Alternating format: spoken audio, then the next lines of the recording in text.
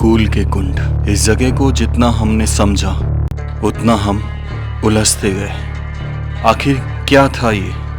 ना तो कोई महल नजर आता था और ना ही कोई किला। जहां देखो असंख्य आले और 3 मंजिल की तर्ज पर बना हुआ था।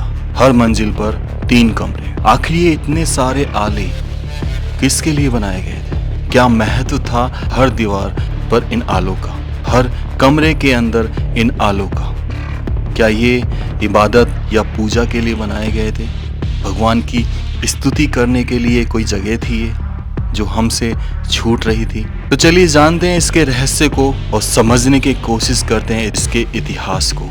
दोस्तों अभी मैं जा रहा हूँ कुल के कुंड की तरफ और नारायणपुर से 4 किलोमीटर दूर एक गांव है ज्ञान सिंह की ढाणी। वहाँ से ये रास्ता जा रहा है, पैदल ही रास्ता है, गाड़ी नहीं जाती यहाँ से। तो चलिए चलते हैं ऊपर। मेरे साथ दिनेश है और हम ऐसे जंगलों के बीच में से जा रहे हैं। ये साथ रहता है, थोड़ी हिम्मत बन जाती है जाने की। सिचुएशन देखो भाई, एक ये रास्ता, एक ये रास्ता और एक ये रास्ता, बताने वाला कोई नहीं। सामने जाना है तो हम ये चूज कर रहे हैं। अभी सही है गलत ये तो आगे चल के ही पता चलेगा। ये रास्ते से जा रहे हैं। ये बगल में देखो नदी सी आ रही है और यहाँ से ऐसा लगता है कि यहाँ नदी बहती होगी बारिश के टाइम पे। हमें वहाँ सामने जाना है। चलो भाई ये रिवर हम क्रॉस करते हुए ऐसा लगता है ट्रैक्टर गया है जैसे यहाँ से, और हम सीधा जा रहे हैं। बहुत एक्साइटमेंट है क्योंकि यहाँ पे बहुत पुराना मंदिर भी हमें दिखाई दे रहा है। लगभग इसको देख के लगता है कि लगभग ये वाला कि कम से कम नहीं तो 500 साल पुराना मंदिर है ये। तो भाई शायद यहाँ पे जंगल में आग लग गई थी, इसकी वजह से हमें आग जली जली दिख रही हर जगह और बुझ गई है। और ये रास्ता देखो, ये मंदिर आ जाता है सामने। यहाँ जा रहे हैं, आपको ये मंदिर दिखाते हैं आखिर है किस चीज़ को। देखो ये उस समय का बना हुआ अभी भी पग मार्ग जो है दिख रहा है। उस मंदिर में हम आ चुके हैं।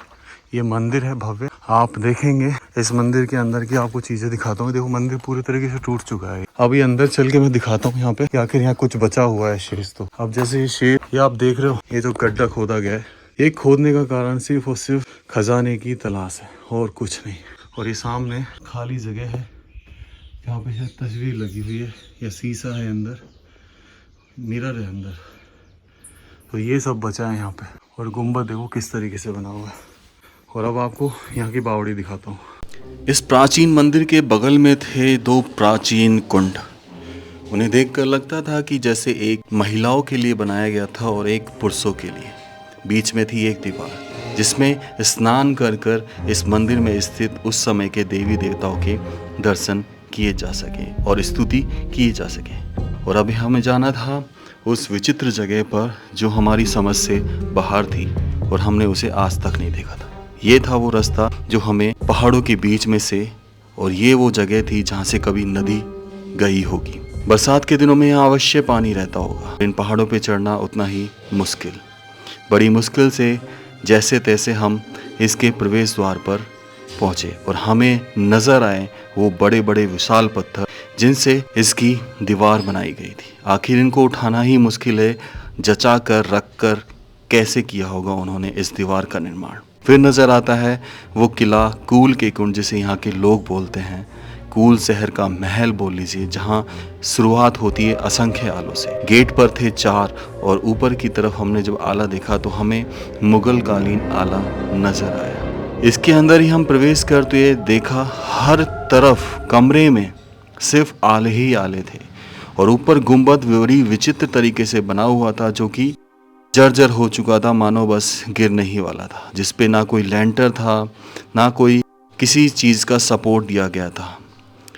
बीच में हम मैदान में पहुंचे तो हर जगह कमरे थे। हम बस देखना चाहते थे कि आखिर क्या था इन कमरों के अंदर, जिसका आसार एक बहुत बड़ा पत्थर था।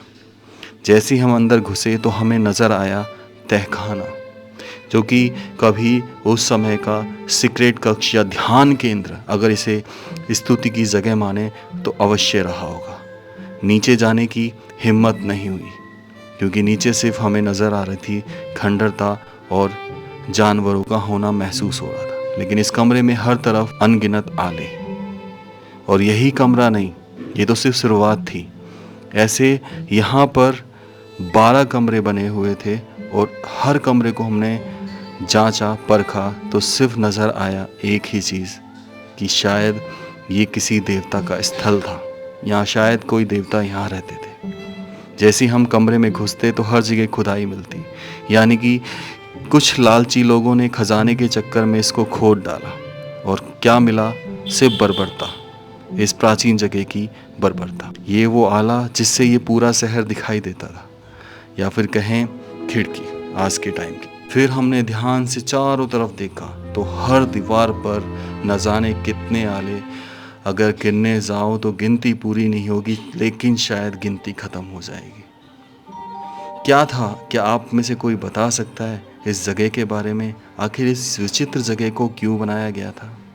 क्या वाकई में हमारे भगवान या हमारे देवता यहाँ पर निवास करते थे, या फिर कुछ ऐसे लोग हुए जो सिर्फ डायरेक्ट भगवान से कनेक्ट हुआ करते थे?